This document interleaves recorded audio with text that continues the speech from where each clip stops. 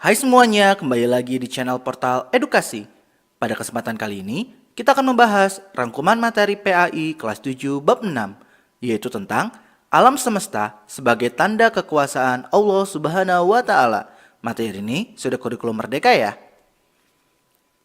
Mari kita mulai dengan Quran surat Al-Anbiya ayat 30 dan kandungannya. Untuk memulai materi, kita baca dulu ya Quran surat Al-Anbiya ayat 30 berikut ini.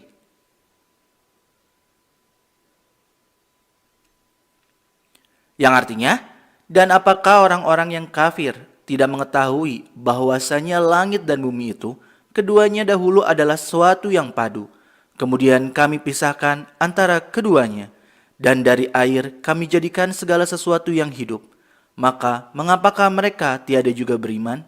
Quran surat Al-Anbiya ayat 30. Ayat ini menjelaskan bahwa orang-orang musyrik Mekah tidak memperhatikan alam ini. Peristiwa di dalamnya pun tidak pernah mereka perhatikan. Padahal peristiwa di alam semesta ini memberikan bukti bahwa Allah Subhanahu wa taala itu ada. Begitu pula penciptaan, pengaturan, dan kekuasaannya. Ayat ini menjelaskan pula bahwa langit dan bumi pada awalnya bersatu. Kemudian Allah Subhanahu wa taala memisahkan keduanya. Teori sains menjelaskan bahwa peristiwa ini diungkap dalam teori Big Bang. Kemudian, ayat ini juga menjelaskan bahwa air sangat berperan penting dalam kehidupan. Air memang menjadi bagian terpenting dalam kehidupan. Tubuh makhluk hidup sebagian besarnya terdiri atas air, karena hampir 70% tubuh manusia adalah air. Akhir ayat Quran surat Al-Anbiya ayat 30 ini mengingatkan manusia, apakah manusia tetap tidak beriman meskipun Allah Subhanahu wa taala itu Maha Kuasa? Selanjutnya Quran surat Al-A'raf ayat 54 dan kandungannya. Mari kita baca Quran surat Al-A'raf ayat 54 berikut ini.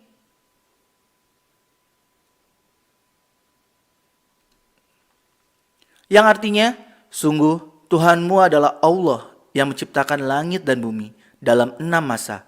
Lalu dia bersemayam di atas arsy. Dia menutupkan malam kepada siang yang mengikutinya dengan cepat. Dia ciptakan matahari, bulan, dan bintang-bintang tunduk kepada perintahnya. Ingatlah, segala penciptaan dan urusan menjadi haknya. Maha suci Allah, Tuhan seluruh alam. Quran surat Al-A'raf ayat 54.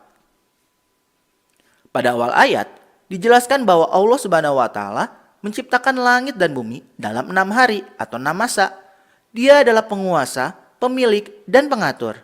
Hanya Allah Subhanahu wa taala yang berhak disembah. Manusia hanya meminta pertolongan kepadanya. Yang disebut pada ayat ini adalah langit dan bumi. Namun maksudnya bukan hanya keduanya, melainkan semua yang ada pada semesta ini. Bumi adalah semua alam yang ada di bawah, sementara langit adalah semua alam yang ada di atas, seperti pada firman-Nya di Quran surat Al-Furqan ayat 59. Pernyataan 6 masa penciptaan langit dan bumi terdiri atas penciptaan keduanya setelah terbentuknya langit. 6 masa ini meliputi awal proses penciptaan alam. Dentuman besar diciptakan oleh Allah Subhanahu wa taala dengan sangat dahsyat yang disebut Big Bang. Materi yang semula termuat di dalamnya, yaitu bongkahan yang menyatu, berhamburan memecah dengan kecepatan yang amat sangat tinggi. Hasil pecahan tersebut menyebar dan mengembang ke segala penjuru. Alam terbentuk akibat pecahan-pecahan tersebut. Begitu pula, ia yang mewarnai permukaan bumi dan langit dengan mengisi ruang-ruang kosong yang dapat ditempati. Bumi dan isi langit seluruhnya adalah satu kesatuan.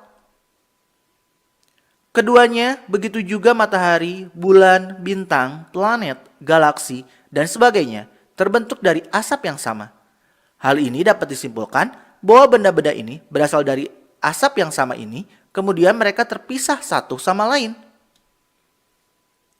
Selanjutnya, kita bahas pesan Nabi Muhammad SAW tentang menguasai ilmu pengetahuan.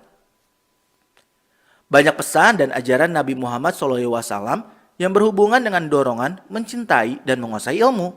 Bahkan beliau berpesan bahwa menuntut ilmu itu sesuatu keharusan sebagaimana dalam hadis berikut ini. Yang artinya, dari Anas bin Malik, Nabi Muhammad SAW bersabda, menuntut ilmu itu kewajiban bagi setiap muslim. Hadis riwayat Ibnu Majah. Selanjutnya, beliau juga menjelaskan tentang keutamaan dari menuntut ilmu dalam hadis berikut ini. Yang artinya, dari Abu Hurairah, dari Nabi Muhammad SAW, beliau bersabda, barang siapa yang menempuh suatu jalan untuk menuntut ilmu, Allah Subhanahu wa Ta'ala akan memudahkan baginya jalan ke surga. Hadis riwayat Muslim. Nabi Muhammad SAW pun melarang kita untuk menjadi orang yang tidak berilmu, sesuai dengan hadis berikut ini. Yang artinya, dari Abu Bakrah, dari Nabi Muhammad SAW, beliau bersabda, jadilah kamu orang yang pandai, atau orang yang belajar, atau orang yang mendengarkan, atau orang yang senang. Janganlah kamu menjadi orang yang kelima, maka kamu akan celaka. Hadis riwayat Al-Baihaqi. Orang yang kelima di sini adalah orang yang bodoh atau orang yang tidak memiliki ilmu. Selanjutnya, kita bahas nilai-nilai yang dapat dipetik pada penciptaan dan pengaturan alam semesta. Ada beberapa nilai-nilai yang dapat dipetik pada penciptaan dan pengaturan alam semesta. Antara lain, kecerdasan intelektual yang diberikan olehnya mengantarkan manusia untuk berpikir dan mengembangkan ilmu pengetahuan. Aspek spiritual mengantarkan pada keyakinan kepada Allah Subhanahu wa Ta'ala yang menciptakan segala sesuatu dengan teratur. Menguatkan keyakinan bahwa Al-Quran memiliki kemujizatan dalam dasar-dasar teori sains tentang alam semesta. Dorongan untuk meningkatkan keimanan dan ketakwaan kepada Allah Subhanahu wa Ta'ala dan sebagainya. Yang terakhir, kita bahas menerapkan hukum bacaan gunnah. Hukum bacaan gunnah adalah apabila terdapat huruf nun bertasdid atau mim bertasdid, maka dibaca gunnah yang sempurna. Cara membacanya adalah dibaca dengung dengan panjang 2 harokat. Setiap membaca nun atau mim yang bertasdid, cara membacanya dengan mendengungkan nun atau mim bertasdid itu.